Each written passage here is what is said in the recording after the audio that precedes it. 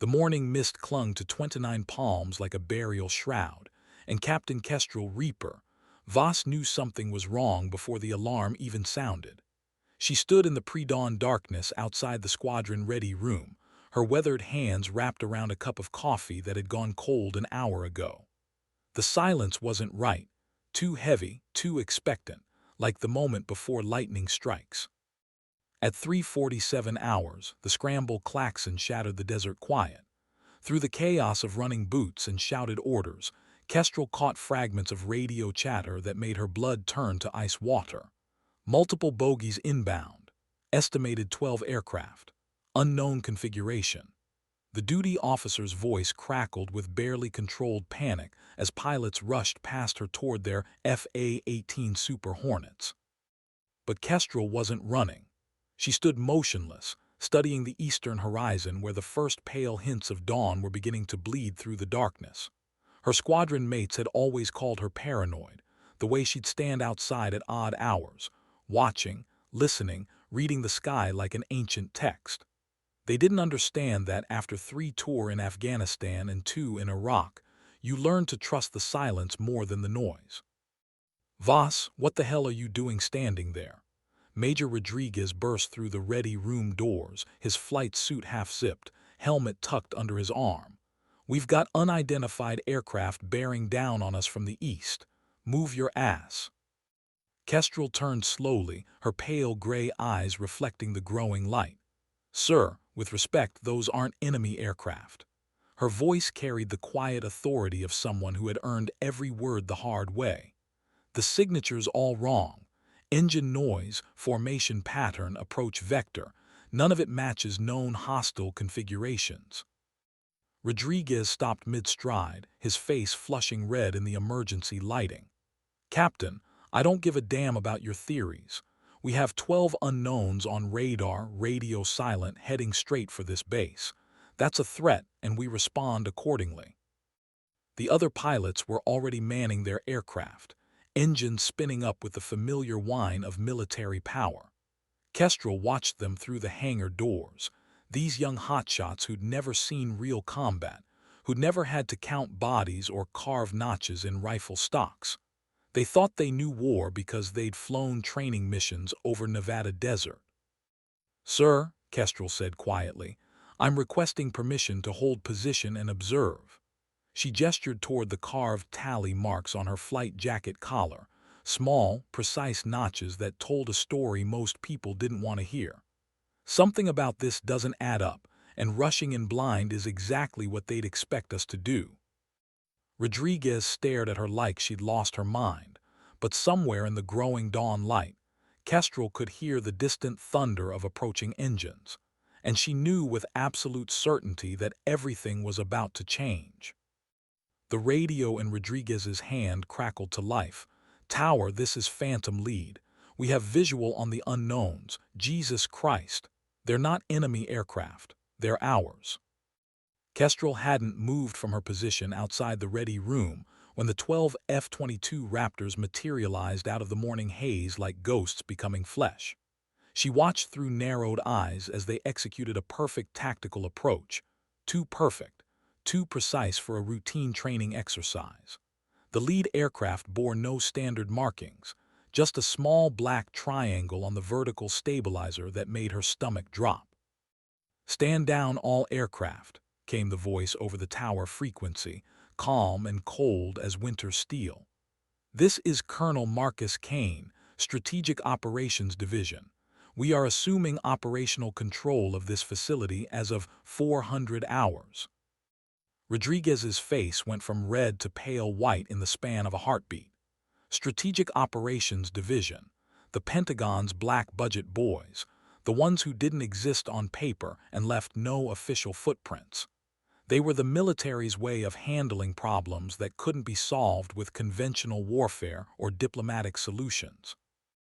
Kestrel felt her pulse steady into the familiar rhythm of combat awareness. She'd encountered Kane's people before, in places that didn't appear on maps, during operations that never made it into after-action reports. They were competent, ruthless, and they only showed up when something had gone catastrophically wrong. The Raptors touched down with surgical precision, their engines winding down to an ominous whisper. Ground crews rushed to service them, but Kestrel noticed how the maintenance chiefs kept their distance, how conversations died when the unmarked personnel began emerging from the aircraft. "Captain Voss, report to Conference Room Alpha immediately."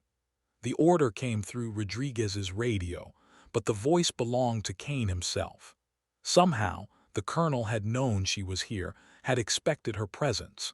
That realization sent a chill down her spine that had nothing to do with the desert morning air.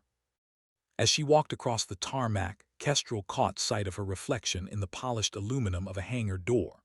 The woman staring back looked older than her 34 years, marked by too many battles and too many friends who hadn't made it home. Her auburn hair was pulled back in a regulation bun, revealing the thin scar that ran from her left temple to her jawline, a souvenir from Fallujah, where she'd learned that survival was about more than flying fast and shooting straight. The other pilots watched her pass with a mixture of curiosity and unease. They knew her reputation, had heard the stories whispered in ready rooms and officer clubs. How she'd transitioned from Marine sniper to naval aviator after taking shrapnel to her left shoulder. How she'd racked up more confirmed air-to-air kills than any active pilot in the Corps. How she'd earned the call sign Reaper, not for her flying skills, but for something else entirely. Something that had happened during a classified operation in Syria that left half her unit dead and the other half swearing they'd never speak of what they'd witnessed. Conference Room Alpha was sterile and windowless, illuminated by harsh fluorescent lights that cast everything in stark black and white. Colonel Kane sat at the head of the polished metal table, his uniform bearing no branch insignia, no unit patches, nothing that would identify him as belonging to any particular service. He was a man in his 50s with silver hair and eyes like flint, the kind of officer who had spent decades making decisions that kept politicians sleeping soundly at night. "Captain Voss, thank you for joining us." Kane's voice carried the flat, measured tone of someone accustomed to being obeyed without question. "Please, take a seat." Kestrel remained standing, her hands clasped behind her back in parade rest. "With respect, sir, I prefer to stand until I understand why Saad has taken control of my base and why I've been specifically summoned to this meeting." A thin smile played at the corners of Kane's mouth. "Still the same direct approach that got you in trouble at Quantico, I see. Very well, Captain. We'll dispense with pleasantries." He gestured to a large monitor that dominated the far wall. "What you're about to see is classified at the highest levels. The information in this room does not leave this room, regardless of what happens next." The screen flickered to life, displaying satellite imagery of a remote mountainous region. Kestrel recognized the terrain immediately, the Hindu Kush, somewhere along the Afghanistan-Pakistan border. The timestamp showed the footage was less than 6 hours old. 72 hours ago, we lost contact with a joint special operations team conducting a classified mission in this region, Kane continued, his tone never varying. The team was composed of 8 operators from various special mission units, led by Master Chief Petty Officer James Havoc Brennan. Kestrel's breath caught in her throat. She knew that name, knew it better than she wanted to. Brennan had been her spotter during her final tour as a Marine sniper, the man who had watched her back through some of the bloodiest urban combat the Corps had seen since Fallujah. He was also the only person alive who knew the real story behind the tally marks carved into her rifle stock. The team's last transmission was a brief burst of encrypted data indicating they had encountered an unexpected threat, Kane said, advancing to the next slide.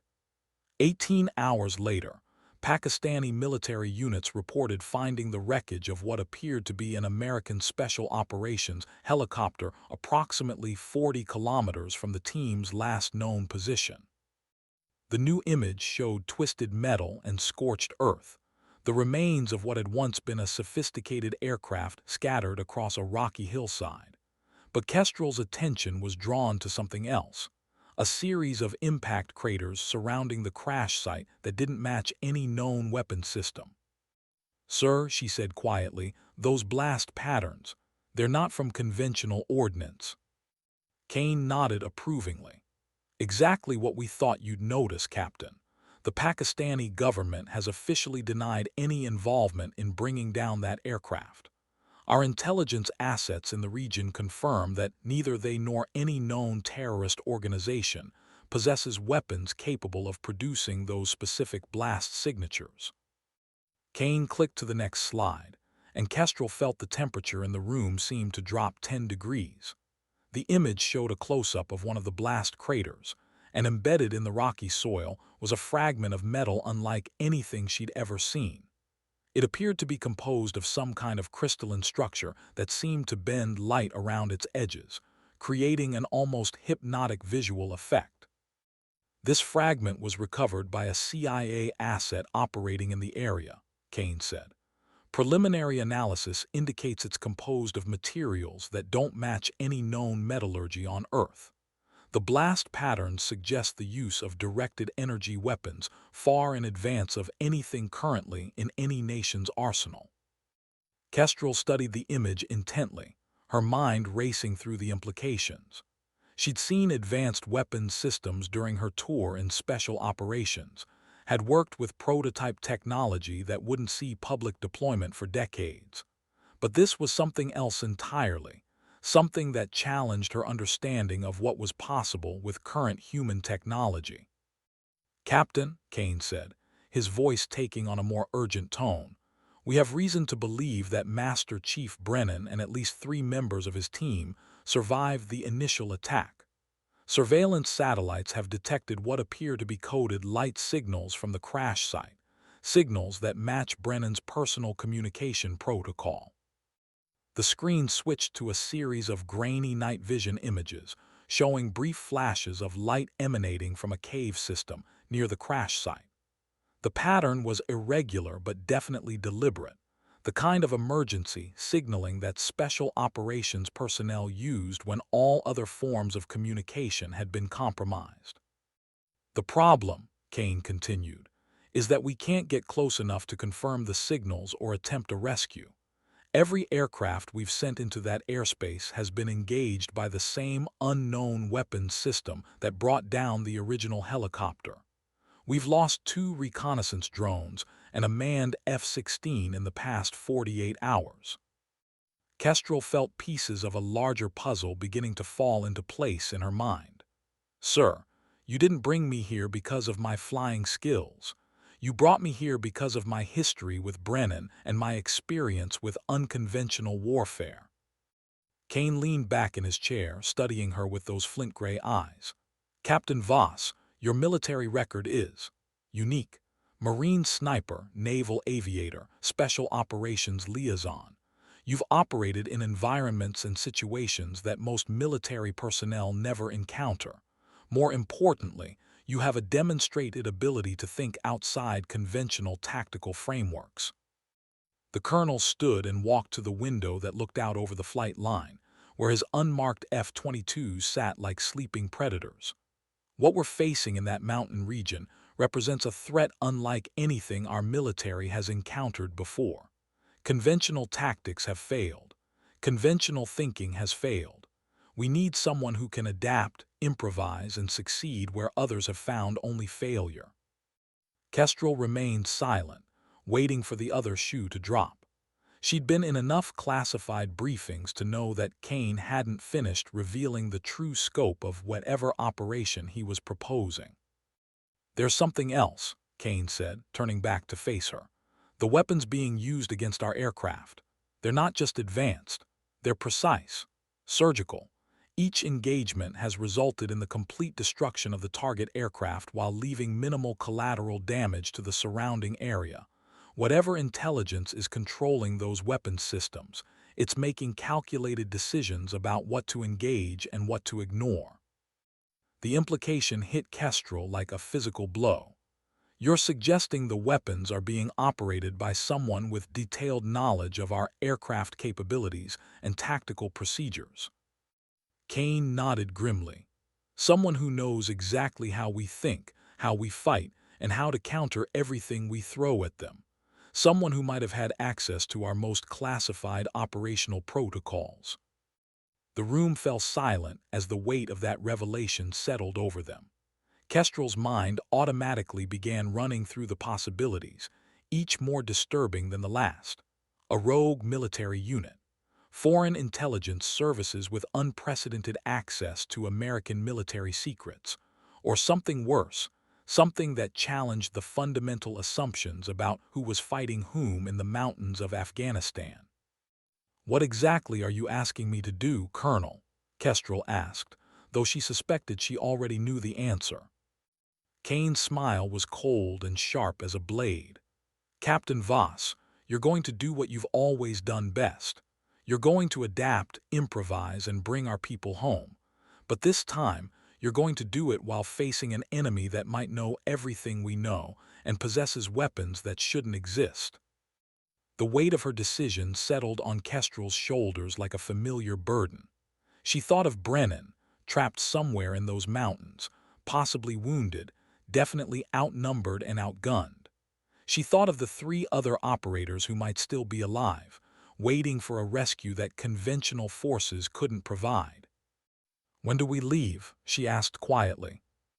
Kane's expression shifted slightly, revealing what might have been approval or relief. "Your transport departs 29 Palms in 6 hours.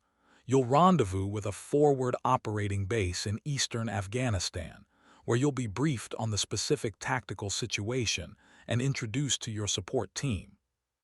He handed her a sealed envelope bearing classification markings she'd never seen before. "Your mission parameters and equipment authorizations are in there. Captain, I want you to understand the stakes involved here. If Brennan and his team have been captured by whoever is operating those weapons systems, the intelligence they possess could compromise ongoing operations across multiple theaters of operation."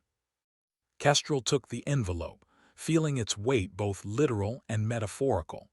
"And if the enemy is using captured American personnel to operate those weapons systems?" Kane's expression hardened. "Then you'll do what needs to be done to protect American lives and national security interests, just like you did in Syria." The mention of Syria hung in the air between them like an unspoken accusation and acknowledgement. Kestrel had never spoken publicly about what had happened during that classified operation, had never explained to anyone how she'd earned the tally marks carved into her rifle stock. But Kane knew.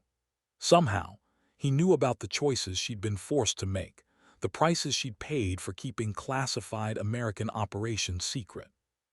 "Sir," she said carefully, "I need to know exactly what intelligence assets will be available to me in theater. If I'm going up against an enemy with advanced weapons and detailed knowledge of our capabilities, I can't afford to be flying blind." Kane nodded approvingly. "You'll have access to real-time satellite surveillance, electronic intelligence gathering, and a hand-picked support team of specialists who have been cleared for the highest levels of compartmentalized information. Your call sign for this operation will be Valkyrie." The irony of the call sign wasn't lost on Kestrel. In Norse mythology, Valkyries were warrior women who decided which soldiers lived and which died in battle, who guided fallen warriors to their final rest. It was an appropriate designation for someone whose mission might require making impossible choices about American lives. "One more thing, Captain," Kane said as she turned to leave. "The enemy you're facing, they're not bound by conventional rules of engagement. They've demonstrated a willingness to use any means necessary to achieve their objectives. I need to know that you're prepared to operate under the same parameters." Kestrel paused at the door, her hand on the handle. Without turning around, she spoke in a voice that carried the quiet authority of someone who had already walked through fire and emerged on the other side. "Colonel, I learned a long time ago that when American lives are on the line, there are no rules except the ones that bring our people home alive." 6 hours later, Kestrel found herself strapped into the cargo bay of a modified C-130 Hercules. surrounded by equipment cases bearing classification markings that would make most military personnel break out in a cold sweat. The aircraft's interior had been stripped of all standard fittings and reconfigured for rapid deployment of special operations personnel and their gear. Across from her sat Master Sergeant Elena Doc Vasquez, a combat medic whose personnel file read like a catalog of the world's most dangerous conflicts. Vasquez was compact and intense, with dark eyes that missed nothing and hands that never quite stopped moving. She'd served with special operations units in Iraq, Afghanistan, Somalia, and half a dozen other places that didn't officially exist in military records. "So, Reaper," Doc said, using Kestrel's call sign with the casual familiarity of someone who'd studied her operational history in detail. "Heard you're the one who's supposed to figure out how to crack this nut. Got any theories about what we're walking into?" Kestrel checked her equipment for the third time, a nervous habit that had kept her alive through more combat deployments than she cared to count. Her modified rifle case contained a weapon that bore little resemblance to standard military hardware: custom barrel, specialized optics, and along the stock, those 17 small notches that told a story she'd never shared with anyone. "Whatever's in those mountains," she said quietly, "it's not following the playbook. Advanced weapons, surgical precision, detailed knowledge of our capabilities. That combination suggests either foreign military involvement at a level we've never seen before or something else entirely." Tech Sergeant Marcus Wire Chen looked up from the tablet he'd been studying, his fingers dancing across the screen with the fluid motion of someone who'd spent years manipulating complex electronic systems. Chen was the team's intelligence and communications specialist, a thin, nervous man whose unremarkable appearance concealed one of the sharpest analytical minds in the special operations community. "According to the latest satellite imagery," Wire said, "the energy signatures from those weapon systems don't match anything in our database of known military technology. The power requirements alone should be impossible to sustain in that terrain, but they're maintaining constant readiness across multiple engagement zones." The C-130's engines changed pitch as the aircraft began its descent toward their forward operating base. Through the small windows, Kestrel could see the familiar brown and tan landscape of Afghanistan stretching endlessly in all directions. She'd made this journey too many times before, always wondering if this would be the trip from which she wouldn't return. "Doc," she said, "what's your assessment of Brennan's survival probability, assuming he and his team made it to that cave system?" Vasquez consulted her own tablet, scrolling through medical and environmental data. "James Brennan is one of the toughest operators I've ever worked with. If anyone could keep a team alive in those conditions, it's him. But they've been without resupply for over 72 hours, possibly dealing with injuries from the helicopter crash and facing an enemy with unknown capabilities." She paused, meeting Kestrel's eyes directly. "Honestly, Valkyrie, if they're still alive, they won't be for much longer without immediate medical attention and extraction." The aircraft touched down with a controlled crash that was characteristic of military transport planes landing at forward operating bases. As the cargo ramp lowered, Kestrel was hit by the familiar assault of Afghan air, dust, diesel fuel, and the indefinable scent of a war zone. The base itself was a study in controlled chaos. Predator drones taxied along hastily constructed runways, while helicopters lifted off and landed in precisely choreographed sequences. In the distance, she could see the mountains where Brennan and his team were trapped, their peaks shrouded in clouds that seemed almost deliberately concealing. "Welcome to Forward Operating Base Artemis," said a voice behind her. Kestrel turned to find a tall, lean officer in desert camouflage, his uniform bearing the insignia of an Air Force colonel. "I'm Colonel David Hayes, base commander. Colonel Kane has briefed me on your mission parameters."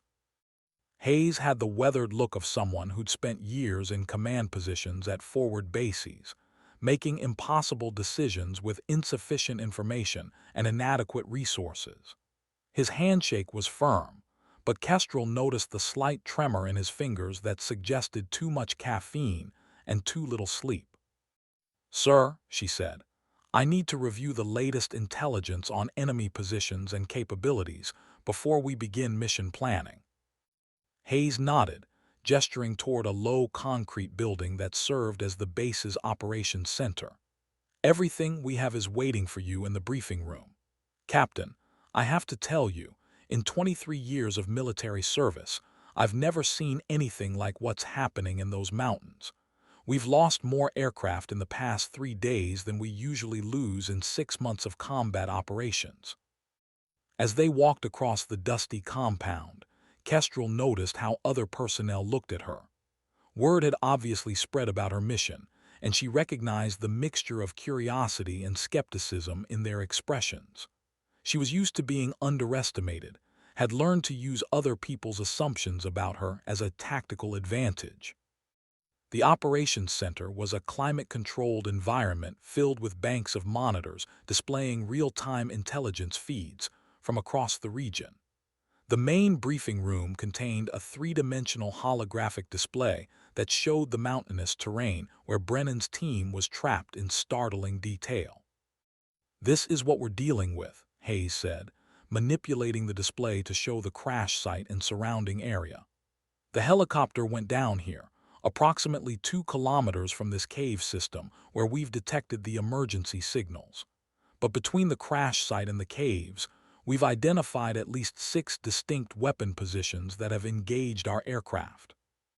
Kestrel studied the holographic terrain, her mind automatically calculating sight lines, approach vectors, and escape routes.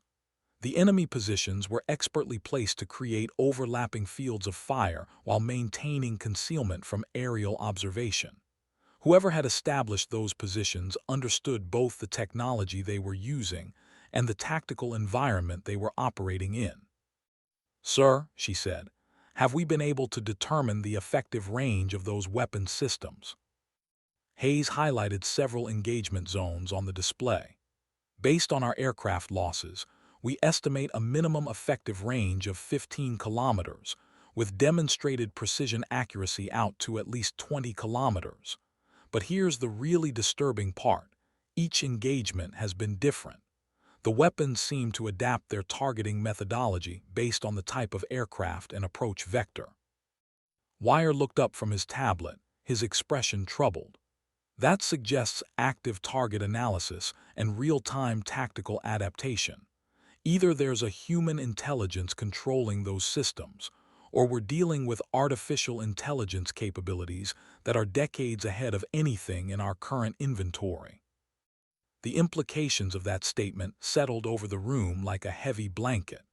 Kestrel had worked with some of the most advanced military technology available to American forces, but what Wire was describing represented a quantum leap beyond anything she'd encountered. "Colonel Hayes," she said, "I need to speak with anyone who survived contact with these weapons systems. Pilot debriefings, survivor accounts, anything that might give us insight into their operational patterns." Hayes's expression darkened. "Captain, that's the problem. There are no survivors. Every aircraft that's been engaged has been completely destroyed. The few pieces of wreckage we've recovered show evidence of weapons, effects that our analysis teams can't explain." He gestured to another monitor that displayed photographs of twisted metal and scorched components. "These fragments were recovered from the F-16 we lost yesterday. The pilot was Major Lisa Reynolds, one of our most experienced combat aviators. Her aircraft was engaged at 15,000 feet while conducting a high-speed reconnaissance pass." Kestrel studied the images intently. The damage patterns were unlike anything she'd seen from conventional weapons, too precise, too complete. It was as if the aircraft had been subjected to forces that had systematically disassembled it at a molecular level. "Sir," she said quietly, "I think we need to fundamentally reconsider our approach to this problem. If conventional tactics have failed this completely, then we need to start thinking unconventionally. Hayes raised an eyebrow. What did you have in mind, Captain? Kestrel moved to the holographic display, manipulating it to show a different perspective of the terrain.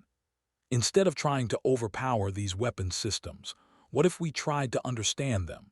If there's human intelligence controlling them, then there are patterns, habits, psychological factors we can exploit. She highlighted a series of positions on the display. Look at the engagement zones. They're defending this specific area, not conducting offensive operations against the base or other military targets. That suggests they have something in that region they're trying to protect. Doc leaned forward, studying the display. You think Brennan and his team stumbled across something they weren't supposed to see? I think, Kestrel said slowly, that whatever brought down that helicopter wasn't random. I think Brennan's team found something in those mountains, something important enough that someone is willing to risk exposing advanced weapons technology to keep it secret. Wyer's fingers flew across his tablet as he cross-referenced intelligence databases. According to classified geological surveys, that region contains significant mineral deposits, including rare earth elements used in advanced electronics manufacturing. But there's no record of mining operations or military installations in the immediate area. Kestrel felt the familiar tingle of pieces falling into place, the mental clarity that came when a complex tactical problem began to resolve itself into manageable components. What if the installation isn't on any of our maps because it was never supposed to exist? What if Brennan's team discovered a facility that someone very powerful wants to keep hidden? The room fell silent as the implications of her theory sank in. If they were dealing with a rogue military installation equipped with weapons technology decades ahead of known capabilities, then the stakes were far higher than a simple rescue operation. Captain, Hayes said carefully, are you suggesting we might be facing American military technology being used against American forces? Kestrel met his gaze directly. Sir, I'm suggesting that we don't know who we're fighting or why they're fighting us. And until we figure that out, every tactical decision we make is based on assumptions that could get more people killed. She turned back to the holographic display, her mind already beginning to formulate a plan that would require her to abandon everything she'd learned about conventional military operations. I need a small, fast aircraft capable of low-altitude terrain following. Something that can get close enough to those weapon positions for detailed reconnaissance without triggering their engagement protocols. Hayes frowned. Captain, everything we've sent into that airspace has been destroyed. What makes you think a different approach will work? Kestrel's smile was cold and predatory, the expression of someone who had learned to find opportunity in impossible situations. Because, sir, I'm not planning to fly like a military pilot. I'm planning to fly like someone who doesn't belong there, someone who isn't following standard tactical procedures. She manipulated the display to show a flight path that hugged the mountain contours, following routes that no sane military aviator would attempt. If these weapons systems are programmed to engage military aircraft using predictable approach vectors and standard evasion patterns, then the key is to not fly like a military aircraft. Doc whistled softly. Valkyrie, that flight path would require flying at altitudes and angles that would challenge the limits of aircraft performance. One mistake, one momentary loss of control, and you'd be a crater in the mountainside. Master Sergeant, Kestrel said quietly, I've been flying in conditions that would ground other pilots for most of my career. The question isn't whether I can handle the aircraft. The question is whether I can get close enough to those weapons positions to gather the intelligence we need to extract Brennan and his team. Wyer looked up from his tablet, his expression troubled. Even if you can get reconnaissance data on those positions, how does that help us conduct an extraction? We still don't have weapons systems capable of engaging an enemy with that level of technological superiority. Kestrel studied the holographic terrain model, her mind working through tactical possibilities that existed at the intersection of desperation and innovation. Sergeant Chen, sometimes the best way to defeat a superior enemy isn't to fight them directly. Sometimes it's to make them fight themselves. The late afternoon sun cast long shadows across the flight line as Kestrel conducted her pre-flight inspection of the aircraft that would carry her into the mountains. The machine was unlike anything in the standard military inventory, a hybrid design that combined elements of a fighter aircraft with the maneuverability characteristics of a helicopter. Officially designated as the XV-24 Wraith, the aircraft was part of a classified development program that pushed the boundaries of aerodynamic possibilities. Its twin engines could rotate from horizontal to vertical thrust configurations, allowing it to transition seamlessly between conventional flight and hovering flight modes. The entire airframe was constructed from radar-absorbing materials that made it nearly invisible to conventional detection systems.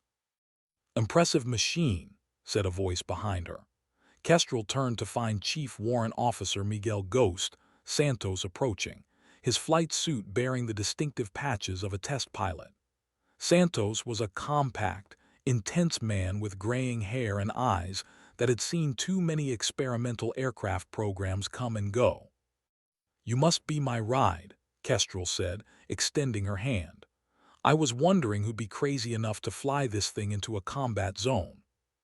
Santos's handshake was firm, calloused from years of gripping flight controls in situations that would terrify normal people. "Captain, I've been flying experimental aircraft for 15 years. The XV-24 is the most advanced machine I've ever worked with, but it's also the most demanding. She'll do things that seem impossible, but she'll kill you if you're not paying attention." Kestrel nodded, understanding the implicit warning. Experimental aircraft were unforgiving of pilot error, and the margins for mistake were measured in milliseconds rather than seconds. "What's her performance envelope?" "Maximum speed Mach 1.6 in horizontal flight, service ceiling 45,000 feet, but her real advantage is in the low-altitude regime," Santos explained, patting the aircraft's nose with proprietary affection. "She can maintain controlled flight at angles of attack that would stall any conventional aircraft, and the thrust vectoring system allows for maneuvers that defy traditional aerodynamics." Wire emerged from the operations center, carrying a case filled with specialized electronic equipment. "Valkyrie, I've configured a passive sensor package that should be able to gather intelligence on those weapon systems without triggering their targeting protocols. The key is to avoid any active sensor emissions that might identify us as a military threat." Kestrel examined the sensor equipment, noting its compact design and sophisticated electronic components. "How close do we need to get for effective data collection?" "Ideally within 2 kilometers of the weapon positions," Wire replied. "But the sensors are designed to operate in a completely passive mode. No radar emissions, no radio transmissions, nothing that would announce our presence." Doc approached carrying a medical kit configured for combat operations. "I've loaded trauma supplies configured for penetrating injuries and environmental exposure. If we find Brennan's team, they're likely to need immediate medical attention." The team conducted a final equipment check as the sun began to set behind the mountains. Kestrel felt the familiar pre-mission tension building in her shoulders, the combination of anticipation and controlled fear that had become her constant companion during combat deployments. "Ghost," she said to Santos, "I need you to understand something about this mission. We're not just conducting reconnaissance. We're likely flying into a situation where the normal rules of engagement don't apply, where the enemy has capabilities we don't fully understand." Santos nodded gravely. "Captain, I've been flying classified missions long enough to know that sometimes you have to trust your instincts more than your instruments. I'll get you where you need to go, but once we're in that airspace, Your tactical decisions are going to determine whether we make it home." As darkness fell over the forward operating base, the XV-24 lifted off into the star-filled sky with the whisper-quiet sound of engines designed for stealth operations. Kestrel occupied the weapons systems officer seat behind Santos, surrounded by displays showing sensor data, terrain mapping, and threat analysis information. The flight toward the mountains was conducted in radio silence, following a route that avoided known radar installations and air defense positions. The XV-24's stealth characteristics made it nearly invisible to conventional detection methods, but Kestrel knew they were flying toward an enemy with unconventional capabilities. Approaching the outer perimeter of the target area, Santos said quietly through the intercom, descending to terrain following altitude. Through the aircraft's night vision system, Kestrel could see the mountainous landscape rushing past below them, a stark panorama of peaks and valleys shrouded in darkness. Somewhere in those mountains, Brennan and his team were waiting for rescue, possibly wounded, definitely running out of time.